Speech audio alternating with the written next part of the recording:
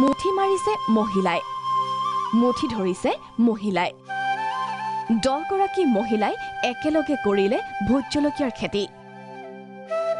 গোলাঘাটৰ হালমৰা মুখ ঘৰকটীয়াৰ প্ৰতিধ্বনি আত্মসহায়ক গোটৰ এই প্ৰচেষ্টা।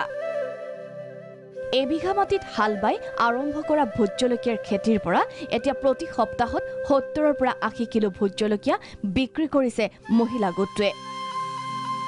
প্ৰতি কেজিত 120 টকাৰ পৰা 200 টকা দৰত বিক্ৰী কৰে ভোট জলকীয়া। 22,000 টকা ব্যয়েৰে আৰম্ভ কৰিছিল ভোট জলকীয়াৰ খেতি।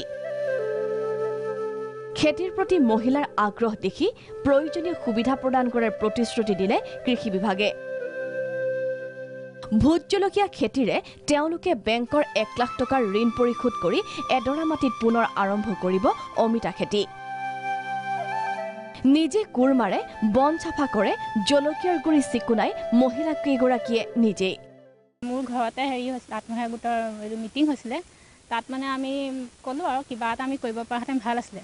তাৰপৰা আমাৰ ধৰি লওক মানুহজনো আছিলে, তেওঁ ক'লে মানে মই বোলে মাটিডোখৰ উলিয়াম, তোমালোকে তাতে যদি কিবা খেতি কৰিব বিচাৰা কৰিব পাৰা তোমালোকে, তেনেকৈ ক'লে এই বছৰ। তাৰপিছত ট্ৰেক্টৰে হাল কৰি বোৱাই পেলাই আমি ইয়াত পুলি ৰুলোঁ। বজাৰ মূল্য আমাৰ 150 টকা পাৰ কেজি। এনেই খুচুৰা আমি 200 টকাকৈ বিকি আছোঁ।